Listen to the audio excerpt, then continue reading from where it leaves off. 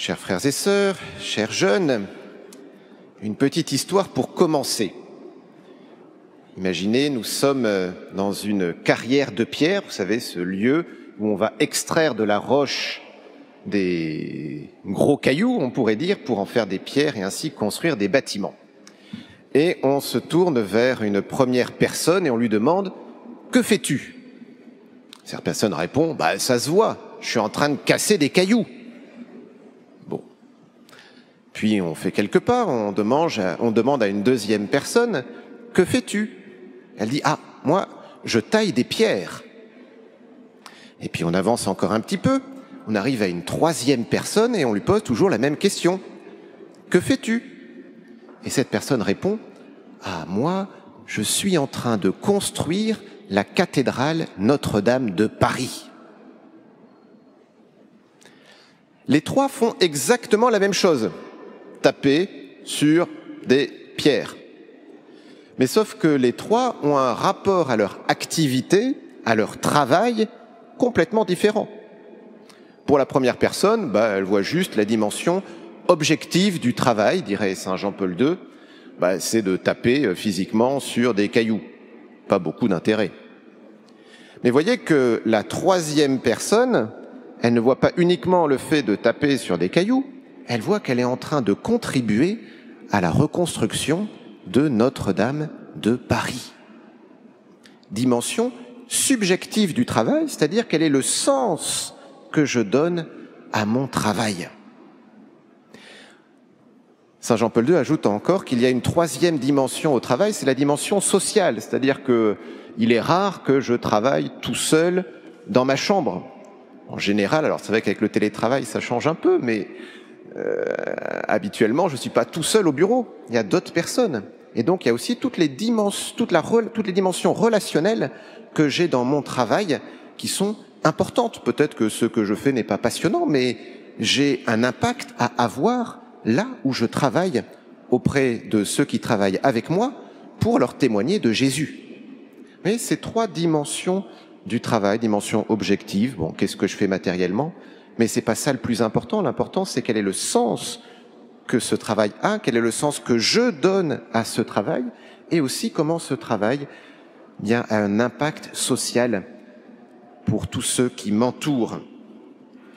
Cela, voyez, souligne l'importance du travail et sa dignité.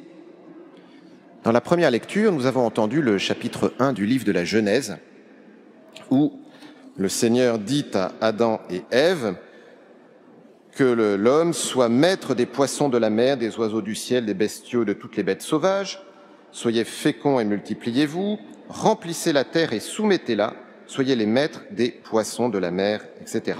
Je vous donne toute plante qui porte sa semence sur toute la surface de la terre. Autrement dit, avant même le péché originel, il y a déjà du travail. Et ce travail, il est là pour faire en sorte que notre terre produise son fruit. Il y a du travail pour que nous soyons comme des co-créateurs. Il y a la dimension de fécondité, engendrer d'autres hommes, d'autres femmes, mais aussi le fait de faire produire à notre terre son fruit. Et ça, c'est avant la chute. Vous voyez, c'est intéressant parce que souvent le travail, je ne sais pas pour vous les enfants ce que vous en pensez, mais souvent le travail, on voit ça d'un œil négatif. J'aime pas travailler. Mais en fait, il y a une dimension fondamentalement positive dans le travail et qui nous permet aussi de nous épanouir. Vous voyez, c'est bien le drame du chômage. Si ne rien faire, c'était le rêve, être au chômage serait le rêve. Or non, on sait bien que c'est une lourde épreuve.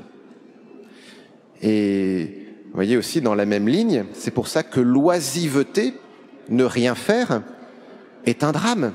Et on dit d'ailleurs que l'oisiveté est la mère de tous les vices, parce que nous ne sommes pas faits pour ne rien faire.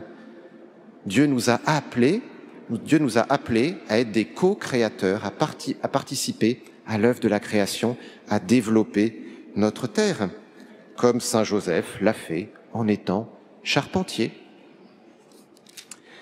Cette dignité du travail va aussi avec la dignité du repos. Vous avez vu que dans notre première lecture, livre de la Genèse, le dernier jour de création, Dieu se repose. Alors je vous rassure, Dieu, il n'est pas fatigué. Il se repose. Pourquoi? Pour nous donner l'exemple. Si même Dieu se repose, c'est que nous avons encore plus besoin de nous reposer. Vous voyez, c'est l'obligation, troisième commandement, du repos dominical. Sanctifier le dimanche, ne pas travailler le dimanche. C'est un commandement du Seigneur. Nous ne sommes pas faits pour travailler sans cesse. Nous ne sommes pas des esclaves. Nous ne sommes pas non plus appelés à un perfectionnisme. Nous sommes appelés à nous reposer comme Dieu, à travailler comme Dieu dans un juste équilibre. Dernier point, l'importance du travail bien fait. Nous fêtons Saint Joseph, travailleur. Eh bien, on nous le donne en exemple, comme quelqu'un qui a bien travaillé. Il y a plusieurs textes qui sont possibles pour les lectures d'aujourd'hui. Il y a aussi la lettre aux Colossiens qui est très belle. Et voici ce que nous dit saint Paul. « Tout ce que vous dites, tout ce que vous faites, que ce soit toujours au nom du Seigneur Jésus. Quel que soit votre travail, faites-le de bon cœur, comme pour le Seigneur, et non pour plaire à des hommes. » Parfois, on travaille pour faire plaisir à des hommes, pour être bien vu. Et si jamais on a l'impression que notre travail ne sert à rien, n'est pas valorisé, souvent on se plaint de cela, je n'ai pas la reconnaissance qui m'est due par rapport à mon travail. Bien, le Seigneur est très clair, nous ne travaillons pas pour avoir de la reconnaissance, nous travaillons pour plaire à Dieu. Alors ça ne veut pas dire que c'est pas bien d'avoir de la reconnaissance, comprenez-moi bien, mais nous travaillons pour plaire à Dieu. Et les jeunes, quand vous faites vos devoirs, vous ne faites pas juste vos devoirs pour ne pas avoir de punition ou pour faire plaisir à vos profs, vous faites vos devoirs pour plaire à Dieu, pour développer vos capacités.